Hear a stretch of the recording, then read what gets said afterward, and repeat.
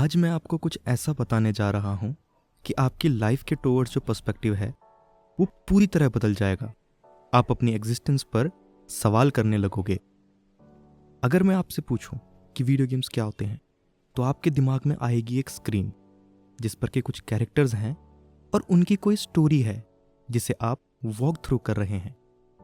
जैसे जैसे technology advance हुई है वैसे वैसे ये जो गेम्स हैं वो बिल्कुल क्लोज टू रियलिटी आ चुके हैं। आप उन गेम्स से कनेक्ट कर पाते हो क्योंकि वो रियल लाइफ लाइक फील होते हैं। उनकी कोई स्टोरी होती है और आप फ्रीली नई नई जगहों को एक्सप्लोर कर सकते हो।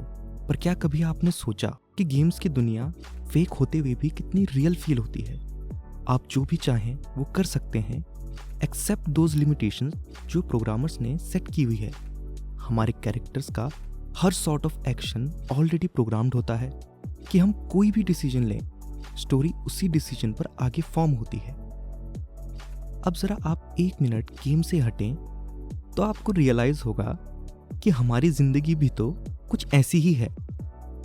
हम हमारी लाइफ के मेन कैरेक्टर है और हमारे ऊपर भी नेचर के कुछ लिमिटेशंस हैं जिन्हें हम ब्रेक नहीं कर सकते। और हम जो भी डिसीजन लेते हैं हमारी आगे की स्टोरी उसी के अकॉर्डिंग कंटिन्यू होती है।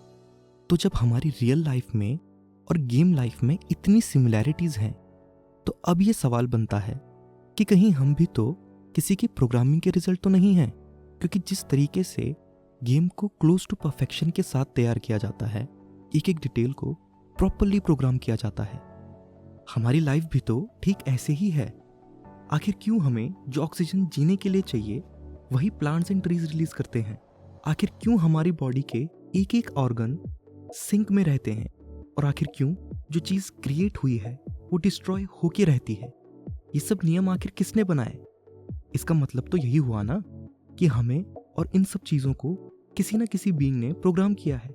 हम रियल होके भी रियल नहीं हैं बल्कि किसी की सिमुलेशन है। जैसे गेम्स की रियलिटी और कुछ भी नहीं बल्कि उनको बनाने वाला कोड होता है, वैसे ही हमारी रियलिटी को भी तो फॉर्म करने वाला कोई ना कोई फंडामेंटल सोर्स हो सकता है। आपने लोगों को बोलते हुए सुना होगा कि अरे यार मेरे साथ ऐसा इसलिए हुआ क्योंकि मेरी किस्मत में शायद यही लिखा था। तो आखिर ये किस्मत लिखी किसने? ये किस्मत और कुछ भी नहीं बल्कि जिस प्रोग्रामर ने हमें प्रोग्राम किया है उसके थ्रू लिखी गई एक स्क्रिप्ट है। अब ये जो पूरा कॉन्सेप्ट मैंने मेंशन किया है ये एक थियरी है जिसे द सिमुलेशन थियरी या फिर द मैट्रिक्स थियरी कहते हैं। और एक मेजर पार्ट ऑफ ह्यूमंस इस थियरी में बिलीव करता है। इस थियरी को प्रूव करने के लिए फिर से गेम का एग्जांपल लेते हैं और फिर मैं आपको एक एक्सपेरिमेंट के बारे में बताऊंगा जो कि आपका पर्सपेक्टिव ही बदल देगा। तो गेम में जब भी आप कहीं देखते हो तो जितना आपका फील्ड ऑफ व्यू है उतना ही सीन रेंडर होता है ताकि जो प्रोसेसर्स गेम चला रहे हैं उन पर ज्यादा लोड ना पड़े। और जैसे जैसे आप किसी ऑब्जेक्ट के क्लोज जाते रहते हैं उस ऑब्जेक्ट की डिटेल्स मोर क्लियर होती जाती है। मानो कि पहले वो चीजें एग्जिस्ट ही नहीं करती थी मगर जैसे ही आपने उसे देखा तो उनकी एग्जिस्टेंस सामने आ गई। बेसिकली पॉइंट ये है कि जो आप गेम में देखते हो केवल वही एग्जिस्ट करता है।